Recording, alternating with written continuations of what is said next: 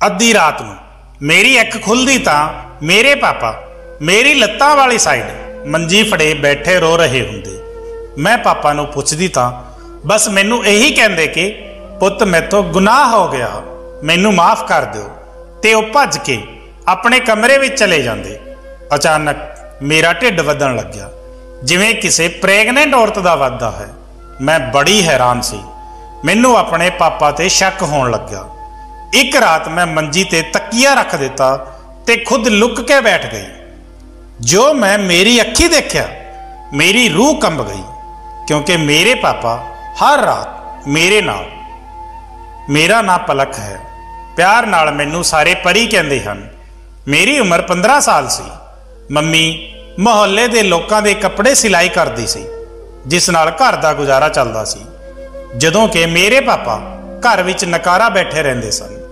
एक दिन अचानक भजदे होए कंबदे होए घर विच बड़े ते फौरन दरवाजा बंद करके अपने सीने ते हथ रखदे खड़े हो गए। मैं सामने ही मंजी ते बैठी हुई सी, इसलिए छेती उठ के पापा वल गई ते उन्हां नूं पुछण लगी, पापा की हो गया, तुसी इन्ने परेशान क्यों लग रहे हो, ते तुसी अपने सीने ते हथ क्यों रखा होया है, की तुहाडे सीने विच दर्द हो रहा है। पापा दी हालत देख के मैं रोंदे होए पुछया, पर पापा ने कोई जवाब नहीं दिता। उत्थे खड़े डूंगे डूंगे साह लैण लगे। मैनू पापा दी हालत काफ़ी अजीब लग रही सी। इस हालात विच मैनू कुछ समझ नहीं आ रहा सी, इसलिए मैं भज के नाल ही रसोई चों एक गिलास पानी भर के झटपट पापा कोल लै आई ते पानी का गिलास पापा वल वधाया। पापा ने जल्दी तो पानी का गिलास मेरे हत्थों फड़ के मूँह नूं लाया ते पानी पींदे होए भी वो मैनू घूर के देख रहे सन, जदों कि उन्हां दा एक हत्थ उन्हां दे सीने उत्ते मौजूद सी।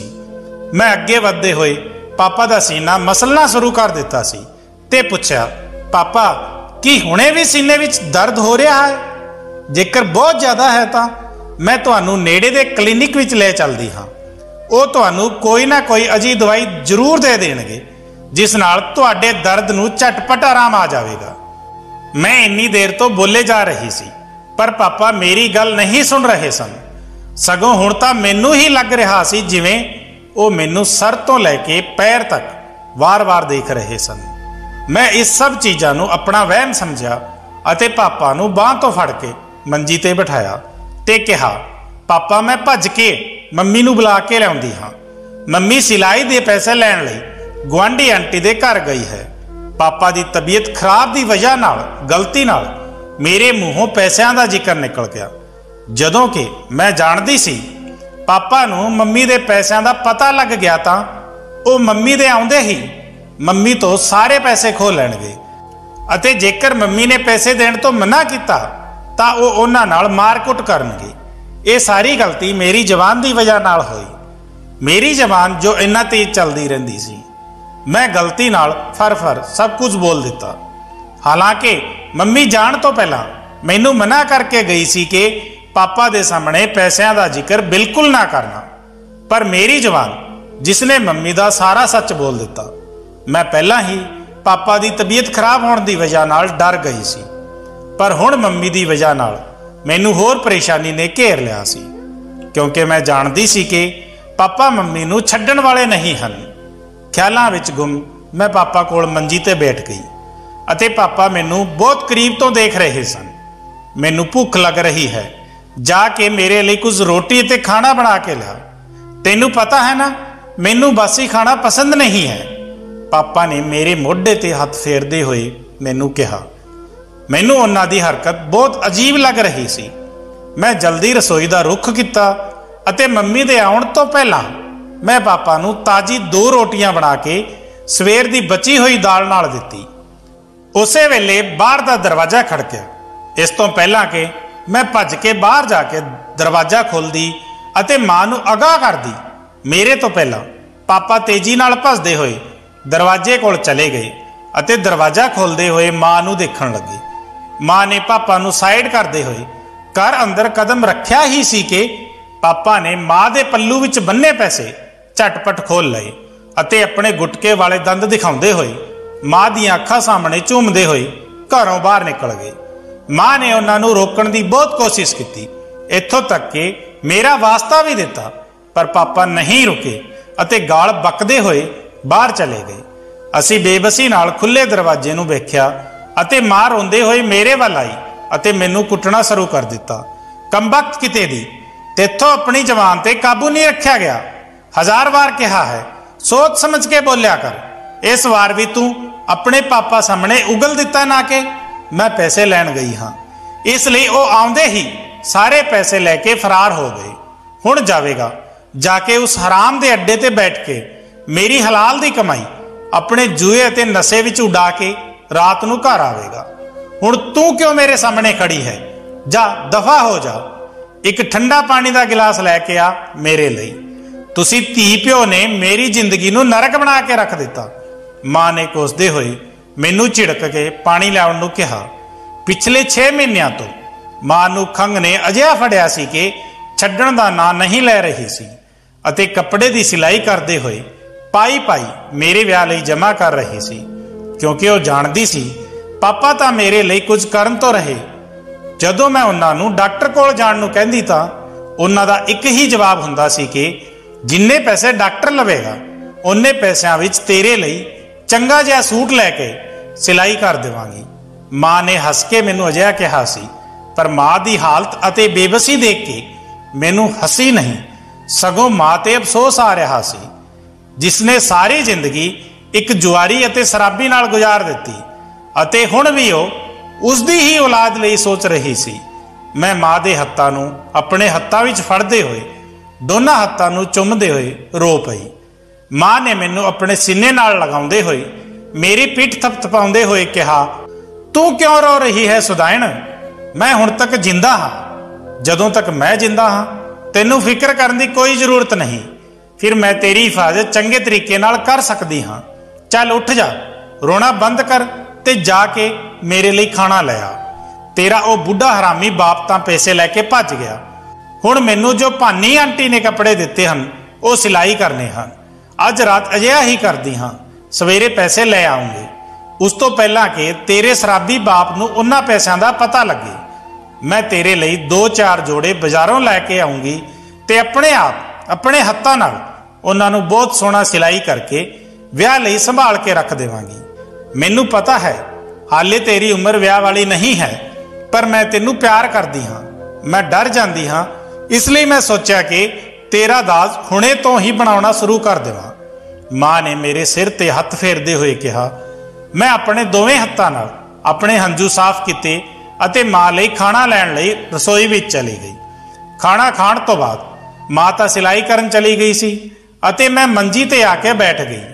मैं तां जिंदगी विच होण वालियां गल्लां नूं सोच रही सी। अज मैनू एक अजीब जिही बेचैनी महसूस होनी शुरू हो चुकी सी। पता नहीं पापा दे दिमाग विच की चल रहा सी। मैं उस सब तो अणजाण सी, बस मां दियां मुश्किलां नूं घट करना चाहुंदी सी। मैं सोच लिया सी हुण मैं भी मां दा हत्थ बटाया करांगी अते कपड़े सिलाई करना सिखांगी। अगले रोज मैं मां नाल जिद करनी शुरू कर दिती।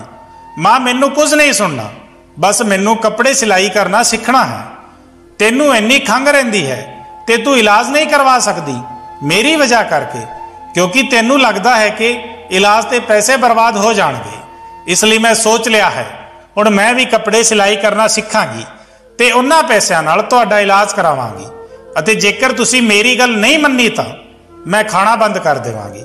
फिर मैनू इंज ही भुखा देखदी रहना अते तू तां जाणदी है मां के मैं जिद दी किन्नी पक्की हाँ। फिर मां दी इक नहीं चली अते मैं कपड़ा सिलाई करना सीख के ही दम लिया। पापा रोज बुरी हालत विच घर आउंदे, उन्हां नूं खुद दा कोई होश ना हुंदा, वो साडे दोवां दी की गौर करदे। मां इस विच भी खुश सी कि शुक्र है हुण चक तो बच जांदी हाँ। पर यह सब अखीर कदों तक चलण वाला सी। जिवें ही पापा दे पैसे खत्म हो गए, पापा फिर तो अपने रवैये ते वापस आ गए सन। वो रोज आउंदे अते मां नूं खूब मारदे कुटदे सन अते मेरे उत्ते एक कयामत गुजरदी सी जदों वो रोज मां नूं मारदे कुटदे। मां नूं बहुत खंघ आ रही सी। मैं मां नूं सिर पिलाया तां उसनूं कुछ आराम होया ही सी कि उसे समय पापा लड़खड़ाउंदे होए कदमां नाल घर विच दाखल होए अते मां नूं वालां तो फड़ के एक कमरे विच लै जाण लगे। जल्दबाजी विच वो बाहर दा दरवाज़ा खुला ही छड्ड आए। मैं जल्दी दरवाज़ा बंद किया अते मां नूं पापा दी गिरफ्त तो आज़ाद कराउण दी कोशिश की। पापा, मैं तुहाडे अगे हत्थ जोड़दी हाँ, पैर फड़दी हाँ, मां नूं छड्ड दिओ। मां दी हालत बहुत खराब है, वो मर जावेगी। मैं पापा तो मां दी जान दी भीख मंग रही सी, पर पापा नूं होश हुंदा तां मेरी कोई गल समझ विच आउंदी। पापा ने मैनू पिछे धक्का दे दिता अते मां नूं कमरे विच ले जाके कमरा बंद कर लिया। कमरे विचों मां दे चिक्कण दी आवाज़ आ रही सी। मैं कमरे दे बाहर खड़ी दरवाज़ा खड़काउण विच लगी हुई सी, पर अंदरों कुंडी लगी होण दी वजह नाल दरवाज़ा नहीं खुल रहा सी। मैं बाहर रोंदे होए दरवाज़ा खोलण दी कोशिश कर रही सी, जदों 5 मिनट बाद अचानक ही हर पासे सकून छा गया सी। चारे पासे मोह जी खामोशी छा गई सी। मैनू कुछ समझ नहीं आ रहा सी कि मैं की करा। मेरा दिल खौफ नाल रो रहा सी। मैनू दिलों कुछ गलत हो जाने का एहसास होया। मैं हुणे दरवाज़ा खड़काउण लई हत्थ वधाया ही सी कि अचानक दरवाज़ा खुलिया अते पापा मैनू देख के घबरा गए ते बाहर वल भज गए। मैं अपने दिल नूं समझाउंदे होए अते डरदे डरदे जदों कमरे विच कदम रखिया तद मां मैनू मंजी दे एक पासे बेहोशी की हालत विच डिग्गी हुई मिली। मां नूं देखदे ही मैं चीखदे होए मां वल वधी, पर मां दा जिस्म बिल्कुल बर्फ की तरह ठंडा हो गया सी। मैं मां नूं हिलाया ते कहा, मां उठो, की होया तुहानूं? देखो पापा चले गए, असी इत्थे नहीं रहांगे, असी इत्थों चले जावांगे, उठो मां। मैं मां नूं झंझोड़दे होए कहा, पर मां ने कोई हरकत नहीं की। मैं जल्दी नाल पानी लैके मां दे चेहरे ते पाउण लगी, पर मां ना उठी अते उस दिन मेरी चीकां सुणदे मुहल्ले वाले घर आए। तद तक एक कयामत हो चुकी सी। मैनू अपने पापा तो बहुत नफरत हो गई सी, क्योंकि इस दुनिया विच मेरी मां तो इलावा मेरा होर कोई भी नहीं सी। एक बाप सी जिसनों अपने आप दा भी होश नहीं सी, वो मेरा की ख्याल रखदा। उस रात मेरी मां मैनू हमेशा हमेशा लई छड्ड के चली गई। मैनू अपनी मां दी लाश नाल लिपट के रोंदे होए देख सब दियां अखां हंझुआं नाल भर आईयां सन। पर जाण वाला जे रोण नाल परत के वापस आ जांदा तां अज सब जिंदा हुंदे। मैं अंदर तो बिल्कुल टुट चुकी सी। मैं बोलचाल बंद कर दित्ती सी। सारा दिन एवें ही कमरे विच पई रहिंदी सी। पापा एक हफ्ते बाद वापस आए, पर उन्हां दे चेहरे ते बिल्कुल भी शर्मिंदगी या पछतावा नज़र नहीं आ रहा सी। सारियां नूं यही लगदा सी कि मां बीमारी की वजह नाल मरी है, क्योंकि मां नूं पिछले कुछ महीनों तो बहुत खंघ लगी हुई सी अते सब दा यही कहना सी कि मां नूं टीबी हो चुकी सी, जिस कारण उन्हां दी मौत हो गई। पर मैं जानदी सी कि मां दी मौत बीमारी की वजह नाल नहीं हुई, सगों पापा ने मां दा कतल किया है। जेकर मैं लोकां नूं भरोसा दवा भी दिंदी तां अपने आप कित्थे जांदी। हुण मेरे कोल इक्को एक सहारा मेरा बाप सी। मुहल्ले दीयां औरतां अक्सर साडे घर आ जाया करदियां सन अते मेरे नाल अफसोस दा इजहार करदियां अते कुछ पैसे जां खाण पीण दीयां चीज़ां दे जांदियां सन। पर फिर अचानक ना जाने पापा नूं की होया, पापा रोज़ अपने आप खाण पीण दीयां चीज़ां घर ले आउंदे सन अते उन्हां ने गुस्सा करदे होए मुहल्ले दीयां औरतां दा घर आना जाना बंद कर दिता सी। मैं पापा दी इस हरकत की वजह नाल काफ़ी हैरान अते परेशान सी, क्योंकि पापा हुण मेरी जिम्मेदारी चुकण लगे सन। रोज़ रात नूं सौण तो पहलां मेरे लिए जलेबियां लैके आउंदे, जिन्हां नूं खांदे ही मैनूं गूढ़ी नींद आ जांदी सी। उस तो बाद मैनूं कुछ भी होश नहीं रहिंदा सी। मेरी अख सवेरे 11 बजे तो पहलां कदे भी नहीं खुलदी। मैनूं लगा सी कि पापा नूं मां दी मौत दा गहरा सदमा लगा है, जिस दी वजह नाल वो ठीक रस्ते ते आ गए हन। हुण मैं इस गल तो खुश होण लगी सी ते रब दा शुकराना करदी सी। एक रात मैं अपनी मंजी ते पई सो रही सी, जदों मैनूं अपने पैरां उत्ते कुछ रेंगदा होया महसूस होया। मैं जल्दी तो अपनी अखां खोली तां पापा मेरी मंजी कोल बैठे मेरे पैर फड़ के रो रहे सन। मैं उठ के देखिया तां 4 बजे का समा सी। पापा की इस हरकत नाल मैं काफ़ी परेशान हुई। मैं पापा तो पुछदी तां वो बस यही कहंदे कि धीए मेरे तो गुनाह हो गया है, मैनू माफ़ कर दे। ਤੇ ਉਹ ਭੱਜ ਕੇ ਆਪਣੇ ਕਮਰੇ ਵਿੱਚ ਚਲੇ ਜਾਂਦੇ। ਮੈਨੂੰ ਉਹਨਾਂ ਦੀ ਹਰਕਤ ਕਾਫੀ ਅਜੀਬ ਲੱਗਦੀ ਅਤੇ ਹੁਣ ਇਹ ਰੋਜ਼ ਹੋਣ ਲੱਗਾ ਸੀ। ਜਦੋਂ ਮੈਂ ਸੋ ਕੇ ਉੱਠਦੀ ਤਾਂ ਮੇਰਾ ਜਿਸਮ ਦਰਦ ਨਾਲ ਟੁੱਟ ਰਿਹਾ ਹੁੰਦਾ ਸੀ, ਜਿਵੇਂ ਕਿਸੇ ਨੇ ਬਹੁਤ ਹੀ ਭਾਰੀ ਪਹਾੜ ਮੇਰੇ ਉੱਤੇ ਰੱਖ ਦਿੱਤੇ ਹੋਣ। ਮੈਂ ਆਪਣੇ ਅੰਦਰ ਹੋਣ ਵਾਲੇ ਦਰਦ ਤੋਂ ਕਾਫੀ ਪਰੇਸ਼ਾਨ ਰਹਿੰਦੀ ਸੀ। ਇਸ ਗੱਲ ਨੂੰ ਕੋਈ 1 ਮਹੀਨਾ ਗੁਜ਼ਰ ਚੁੱਕਿਆ ਸੀ ਤੇ ਹੁਣ ਤਾਂ ਰੋਜ਼ ਹੀ ਅਜਿਹਾ ਹੋਣ ਲੱਗਿਆ ਸੀ। ਮੈਨੂੰ ਕੁਝ ਸਮਝ ਨਹੀਂ ਆ ਰਿਹਾ ਸੀ ਕਿ ਮੇਰੇ ਨਾਲ ਕੀ ਹੋ ਰਿਹਾ ਹੈ। ਪਾਪਾ ਨੇ ਮੇਰਾ ਘਰ ਤੋਂ ਨਿਕਲਣਾ ਬਿਲਕੁਲ ਹੀ ਬੰਦ ਕਰ ਦਿੱਤਾ ਸੀ। ਉਹ ਤਾਂ ਮੈਨੂੰ ਦਰਵਾਜ਼ੇ ਵਿੱਚ ਖੜੇ ਹੋ ਕੇ ਬਾਹਰ ਝਾਕਣ ਵੀ ਨਹੀਂ ਦਿੰਦੇ ਸਨ। ਇੱਕ ਰੋਜ਼ ਜਦੋਂ ਪਾਪਾ ਨੂੰ ਆਉਣ ਵਿੱਚ ਦੇਰ ਹੋ ਗਈ ਤਾਂ ਮੈਂ ਘਰ ਦੇ ਦਰਵਾਜ਼ੇ ਵਿੱਚ ਸਿਰ ਕੱਢ ਕੇ ਬਾਹਰ ਦੇਖਣਾ ਚਾਹਿਆ। ਉਸ ਵਕਤ ਸ਼ਾਮ ਦੇ 6 ਵੱਜ ਰਹੇ ਸਨ। ਮਾਂ ਦੇ ਮਨ ਤੋਂ ਬਾਅਦ ਤਾਂ ਪਾਪਾ 5 ਵਜੇ ਤੋਂ ਪਹਿਲਾਂ ਹੀ ਘਰ ਆ ਜਾਇਆ ਕਰਦੇ ਸਨ। ਮੈਂ ਜਦੋਂ ਦਰਵਾਜ਼ੇ ਤੋਂ ਸਿਰ ਬਾਹਰ ਕੱਢਿਆ ਤਾਂ ਗੁਆਂਢ ਵਿੱਚ ਮੌਜੂਦ ਆਂਟੀ ਮੈਨੂੰ ਅਜੀਬ ਨਜ਼ਰਾਂ ਨਾਲ ਦੇਖ ਰਹੀ ਸੀ। ਉਹ ਉੱਤੇ ਤੋਂ ਲੈ ਕੇ ਹੇਠਾਂ ਤੱਕ ਮੈਨੂੰ ਵੇਖ ਰਹੀ ਸੀ। ਮੈਨੂੰ ਹੈਰਾਨੀ ਹੋ ਰਹੀ ਸੀ। ਮੈਂ ਜਲਦੀ ਆਪਣਾ ਦੁਪੱਟਾ ਠੀਕ ਕੀਤਾ ਤੇ ਆਂਟੀ ਤੋਂ ਪੁੱਛਿਆ ਕਿ ਆਂਟੀ ਕੀ ਗੱਲ ਹੈ, ਤੁਸੀਂ ਮੈਨੂੰ ਇਸ ਤਰ੍ਹਾਂ ਨਾਲ ਘੂਰ-ਘੂਰ ਕੇ ਕਿਉਂ ਦੇਖ ਰਹੇ ਹੋ? ਬਦਲੇ ਵਿੱਚ ਆਂਟੀ ਨੇ ਬਿਨਾਂ ਕੋਈ ਜਵਾਬ ਦਿੱਤੇ ਇੱਕ ਨਫ਼ਰਤ ਭਰੀ ਨਜ਼ਰ ਮੇਰੇ ਉੱਤੇ ਪਾਈ ਅਤੇ ਮੂੰਹ ਮੋੜਦੇ ਹੋਏ ਆਪਣਾ ਘਰ ਦਾ ਦਰਵਾਜ਼ਾ ਬੰਦ ਕਰ ਦਿੱਤਾ। ਆਂਟੀ ਦੀ ਇਹ ਹਰਕਤ ਮੇਰੀ ਸਮਝ ਤੋਂ ਬਾਹਰ ਸੀ। ਸ਼ਾਇਦ ਮੈਂ ਹੁਣ ਘਰ ਤੋਂ ਬਾਹਰ ਨਿਕਲਣਾ ਬੰਦ ਕਰ ਦਿੱਤਾ ਸੀ। ਇਸ ਲਈ ਇੰਨੇ ਦਿਨਾਂ ਬਾਅਦ ਮੈਨੂੰ ਵੇਖ ਕੇ ਉਹ ਹੈਰਾਨ ਰਹਿ ਗਈ। ਮੈਨੂੰ ਜੋ ਵਜ੍ਹਾ ਸਮਝ ਆਈ ਮੈਂ ਉਹੀ ਸੋਚਣ ਲੱਗੀ। ਮੈਂ ਆਪਣੇ ਆਪ ਨੂੰ ਬੇਫਿਕਰ ਕਰ ਦਿੱਤਾ। ਪਰ ਹੁਣ ਮੈਂ ਰੋਜ਼-ਰੋਜ਼ ਜਲੇਬੀ ਖਾ ਕੇ ਥੱਕ ਗਈ ਸੀ। ਇਸ ਲਈ ਅਗਲੇ ਰੋਜ਼ ਪਾਪਾ ਮੇਰੇ ਲਈ ਜਲੇਬੀ ਲੈ ਕੇ ਆਏ ਤਾਂ ਮੈਂ ਖਾਣ ਤੋਂ ਮਨਾ ਕਰ ਦਿੱਤਾ। ਮੇਰੀ ਗੱਲ ਸੁਣਦੇ ਹੀ ਪਾਪਾ ਦੇ ਚਿਹਰੇ ਦਾ ਰੰਗ ਫਿੱਕਾ ਪੈ ਗਿਆ। ਪਾਪਾ ਕੀ ਹੋਇਆ? ਤੁਹਾਡੇ ਚਿਹਰੇ ਦਾ ਰੰਗ ਕਿਉਂ ਉੱਡ ਗਿਆ ਹੈ? ਪਾਪਾ ਦੇ ਚਿਹਰੇ ਦਾ ਰੰਗ ਦੇਖ ਕੇ ਮੈਂ ਪਾਪਾ ਤੋਂ ਪੁੱਛਿਆ। ਪਾਪਾ ਨੇ ਜਲਦੀ ਆਪਣੇ ਮੂੰਹ ਉੱਤੇ ਹੱਥ ਫੇਰਦੇ ਹੋਏ ਮੈਨੂੰ ਗੁੱਸੇ ਨਾਲ ਵੇਖ ਕੇ ਬੋਲੇ, ਮੈਂ ਤੈਨੂੰ ਪੁੱਛਿਆ ਨਹੀਂ। ਜਦੋਂ ਮੈਂ ਕਿਹਾ ਹੈ ਕਿ ਤੂੰ ਜਲੇਬੀ ਖਾਵੇਗੀ ਤਾਂ ਇਸ ਦਾ ਮਤਲਬ ਖਾਵੇਗੀ। ਪਾਪਾ ਕਿਉਂ ਰੋਜ਼ ਜ਼ਬਰਦਸਤੀ ਮੈਨੂੰ ਜਲੇਬੀ ਖਾਣ ਦੀ ਗੱਲ ਕਰਦੇ ਸਨ? ਮੈਂ ਪਾਪਾ ਨੂੰ ਹੈਰਾਨ ਅਤੇ ਪਰੇਸ਼ਾਨ ਨਜ਼ਰਾਂ ਨਾਲ ਦੇਖਿਆ। ਪਰ ਪਾਪਾ ਮੈਂ ਰੋਜ਼ ਜਲੇਬੀ ਖਾ ਖਾ ਕੇ ਤੰਗ ਆ ਗਈ ਹਾਂ। ਮੈਂ ਪਾਪਾ ਨੂੰ ਕਿਹਾ ਤਾਂ ਉਹ ਬੋਲੇ, ਅੱਛਾ ਠੀਕ ਹੈ, ਕੱਲ ਤੋਂ ਮੈਂ ਤੇਰੇ ਲਈ ਕੁਝ ਹੋਰ ਲੈ ਕੇ ਆਇਆ ਕਰਾਂਗਾ, ਪਰ ਅੱਜ ਤਾਂ ਇਹੀ ਲੈ ਕੇ ਆਇਆ ਹਾਂ। ਵੇਖ ਮੈਂ ਤਾਂ ਖਾਂਦਾ ਨਹੀਂ ਜ਼ਿਆਦਾ ਮਿੱਠਾ। ਜੇਕਰ ਤੂੰ ਨਹੀਂ ਖਾਦਾ ਤਾਂ ਫਿਰ ਖਰਾਬ ਹੋ ਜਾਵੇਗਾ ਅਤੇ ਅੰਨ ਨੂੰ ਖਰਾਬ ਨਹੀਂ ਕਰਦੇ, ਪਾਪ ਲੱਗਦਾ ਹੈ।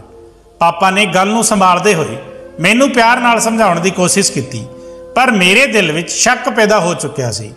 ਸਗੋਂ ਮੇਰੇ ਲਈ ਰੋਜ਼ ਜਲੇਬੀ ਲੈ ਕੇ ਆਉਣਾ, ਉਸ ਤੋਂ ਬਾਅਦ ਰਾਤ ਵਿੱਚ ਪਾਪਾ ਦਾ ਮੇਰੀ ਮੰਜੀ ਫੜ ਕੇ ਫੁੱਟ-ਫੁੱਟ ਕੇ ਰੋਣਾ ਅਤੇ ਸਵੇਰੇ ਦੇਰ ਤੋਂ ਉੱਠਣਾ, ਇਹ ਸਭ ਕੁਝ ਮੈਨੂੰ ਸ਼ੱਕ ਕਰਨ ਲਈ ਮਜਬੂਰ ਕਰ ਰਿਹਾ ਸੀ।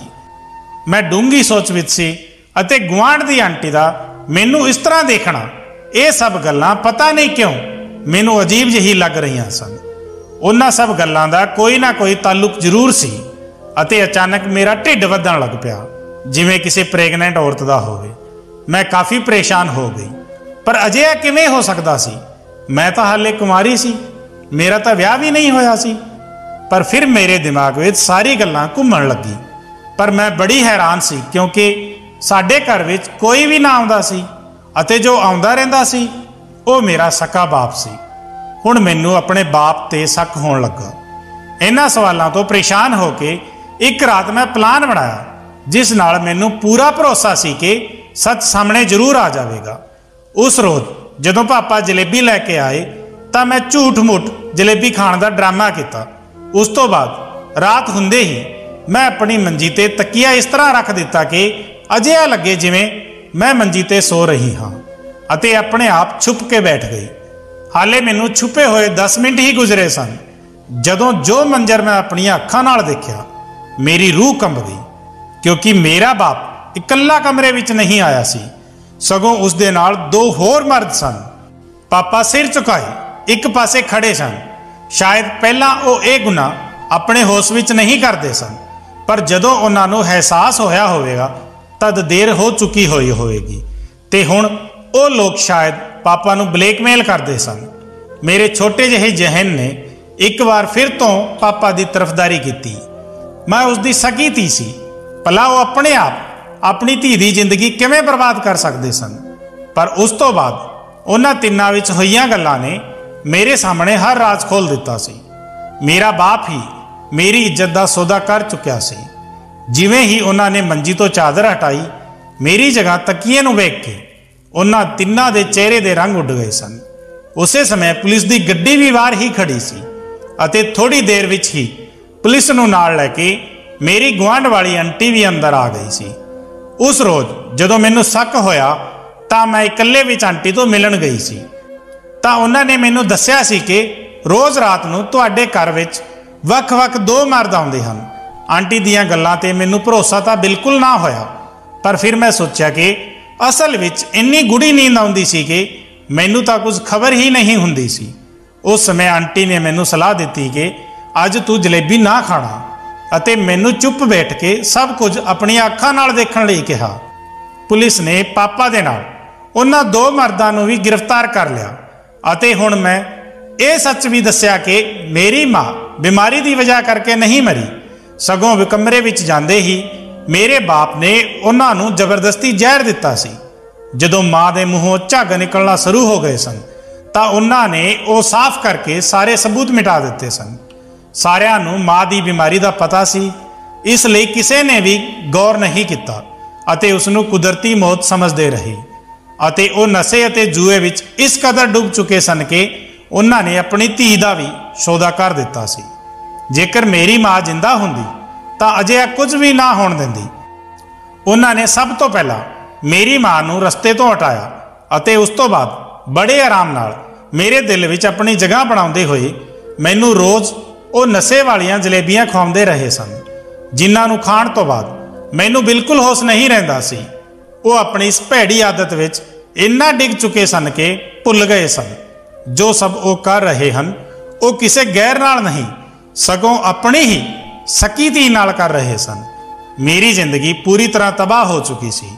जदों मेरे कुछ टेस्ट करवाए गए तां पता लग्या कि मैं पिछले 5 महीने तो प्रैगनेंट सी अते अबारसन नहीं करवाया जा सकता सी अते इस विच इस मासूम दी कोई भी गलती नहीं सी कि मैं पापा दी सज़ा इस बच्चे नूं दिंदी अते ये कोई ड्रामा नहीं सी, हकीकत सी। इसलिए मेरे वर्गी कुड़ी नाल किसी ने विआह भी नहीं किया, करदा भी कौन। मेरे अपने सगे बाप ने मेरी जिंदगी बर्बाद कर दी। मैं ये तक नहीं जानती सी कि मेरे बच्चे दा बाप कौन है। मैनूं अपने आप तो नफरत होने लगी सी। लोकां ने भी तरह तरह दीयां गल्लां करनियां शुरू कर दित्तियां।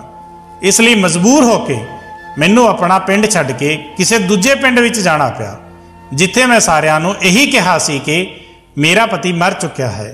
कुछ महीने बाद मैं एक बेटे नूं जन्म दिता अते मैं सोच लिया सी कि मैं हुण इसनूं एक चंगा इंसान बनावांगी, अपने बाप दा साया भी अपने बच्चे उत्ते नहीं पैण देवांगी। पर असीं जो सोचदे हां ओहो जिहा हुंदा नहीं। लोकां दीयां गल्लां अते ताने इत्थों तक मेरा पीछा कर रहे सन कि एक रात उन्हां सब चीज़ां तो मजबूर होके मैं अपने बेटे नूं यतीम खाने विच भेजण लई एक खत लिख के खुदकुशी कर लई। ये समाज मर्दां दा है। इत्थे एक औरत गलत ना हुंदे होए भी गलत ही ठहराई जाती है।